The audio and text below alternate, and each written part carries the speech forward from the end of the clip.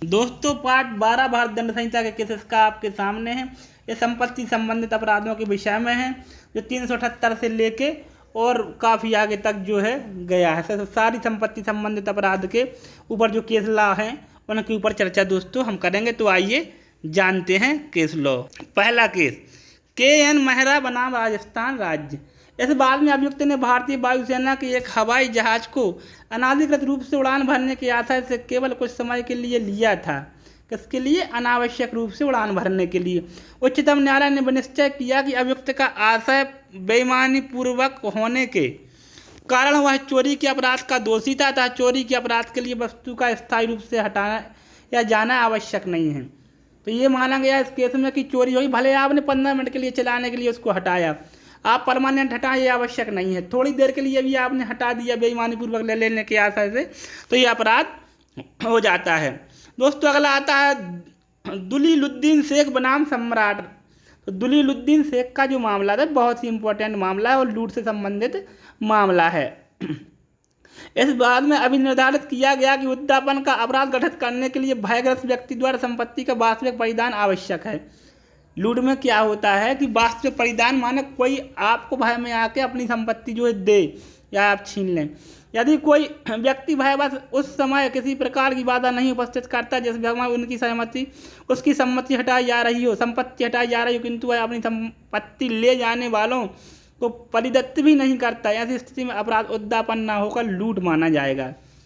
मान लो अगर आपने उसको उत्प्रेरित किया भयवश या कैसे भी करके भुलावा में डाल के कपटपूर्वक और उसने आपको दी, तो ये उद्यापन माना जाएगा। और उसने आपको नहीं दी है और छीन ली है, आपने उसके शरीर से उठाई है, निकाली है, तो दोस्तों ये जो है लूट मानी जाएगी। दुलीलुद्दीन शेख बनाम सम्राट में ऐसा जो है कहा गया। अगला है RS नायक बनाम AR अंतुली। RS नायक बनाम AR अंतुली तथा अन्य। RS नायक बनाम AR अंतुली तथा अन्य में क्या कहा गया सुनिए। 383 से संबंधित मामला है। इस बात में बम्बई के तत्कालीन मुख्यमंत्री श्री अंतुले ने उन शक्कर की सहकारी संस्थाओं जिनके मामले सरकार के समक्ष विचाराधीन पड़े थे कहा कि वे राजनीतिक दान दें तो उनके मामलों में सहानुभूति पूर्वक विचार किया जा सके।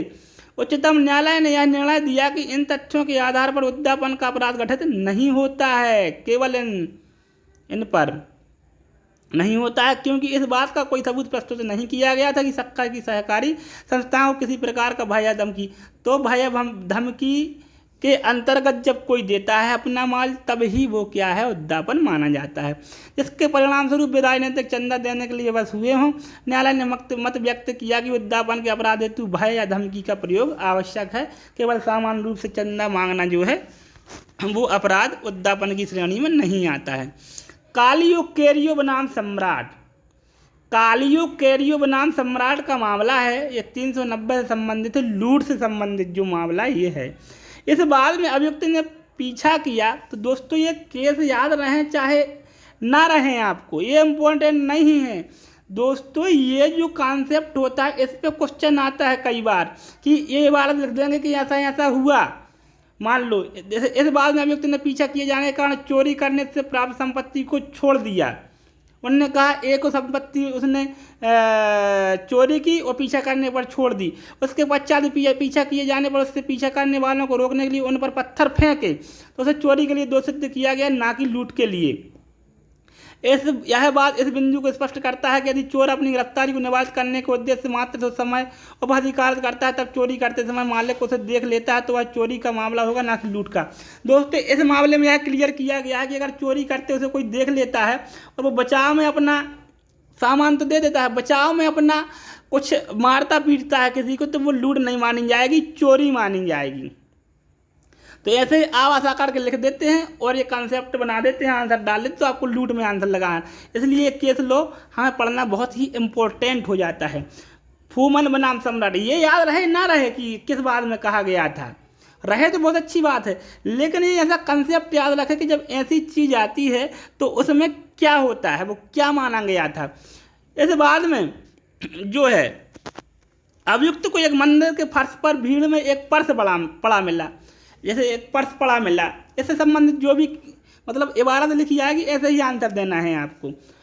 उसने उसे उठाकर अपनी जेब में रख लिया, परंतु कुछ ही समय पश्चात उसे गिरफ्तार कर लिया गया। तो उसे आपराधिक दुर्विनियोग के अपराध का दोषी नहीं माना जाए, क्योंकि यह नहीं कहा जा सकता कि पर्स को उठाकर जेब में रखने मात्र से यह साबित होता है कि उसका आशय उसमें रखे धन को स्वयं के लिए उपयोग में लाना। तो दोस्तों, कोई चीज़ जब पड़ी मिलती है हमें दूसरे की और हम उसको वापस नहीं करते हैं, खर्च कर लेते हैं, तो यह आपराधिक दुर्विनियोग होता है। अब उसको पर्स मिला, हो सकता है वो किसी को बता, तो तत्काल ही आपने उसे गिरफ्तार कर लिया, तो ये आपराधिक दुर्विनियोग जो है नहीं माना जाएगा।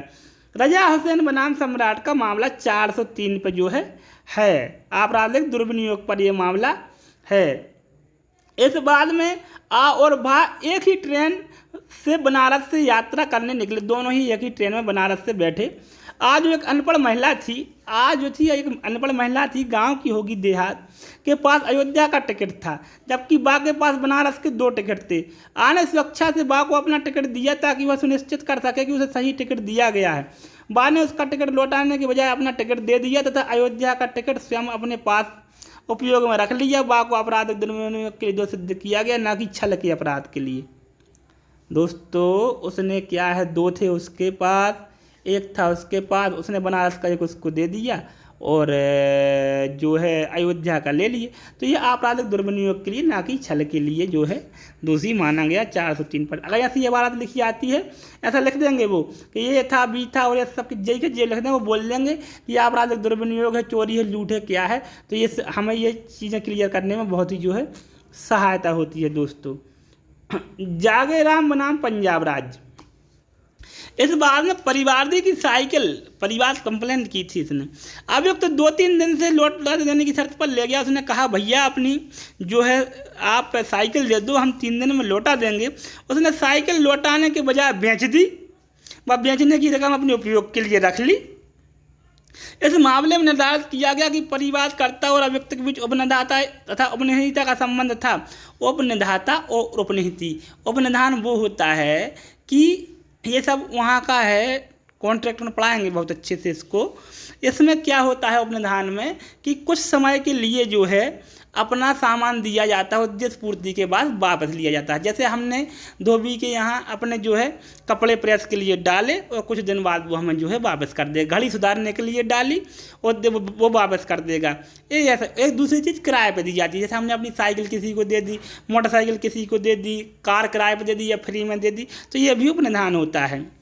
क्योंकि अभियुक्त को परिवारकर्ता ने अपनी साइकिल विशिष्ट प्रयोजन में विशिष्ट समय के लिए दी थी, अतः यह अभियुक्त आपराधिक न्यास भंग के अपराध का दोषी है। और जब उपनिधान का में कोई बेईमानी की जाती है तो ये आपराधिक दुर्विनियोग का जो है दोषी होता है। सुशील कुमार बनाम राज्य का मामला। इस बाद में एक सवर्ण व्यक्ति ने स्वयं को अनुसूचित जाति का मिथ्या व्यपदेशन, इसकी परिभाषा भी आपको कॉन्ट्रैक्ट में मिलेगी, मिथ्या दुर्व्यपदेशन की, करते हुए संघ लोक सेवा आयोग द्वारा भारतीय प्रशासनिक सेवा में चयनित होने में सफलता प्राप्त कर ली। जनरल का था, SC/ST एक्ट में घुस गया। उसे इस धोखाधड़ी के लिए धारा 41 के अधीन सिद्ध दोष किया गया, क्योंकि उसने संघ लोक सेवा तथा भारत सरकार के साथ छल किया। दोस्तों, ये छल माना गया, ठीक है, ये आपको ध्यान रखना है। सुशील कुमार बनाम राज्य में उसे पता नहीं होगा तो उसने बोल दिया होगा किसी ने कि आपको तो लगा दो अनुसूचित जाति का प्रमाण पत्र हम बना दिए थे होते। उसे क्या था बेचारे को पता कि वो फंस जाएगा। के कृष्णमूर्ति बनाम मद्रास राज्य। भारतीय दंड संहिता की धारा 415 पर एक निर्दर्शकवाद है, इसको याद कर लीजिए। जो निर्दर्शकवाद होते हैं वो परीक्षा में जरूर पूछे जाते हैं। इस प्रकरण में अभियुक्त ने अपनी उम्र तथा अर्हता के विषय में लोक सेवा आयोग को मिथ्या सूचना दी। अपनी जो योग्यता बताई पढ़ने लिखने की और उम्र के बारे में मिथ्या सूचना दी, उसे इस अपराध का दोषी ठहराया गया।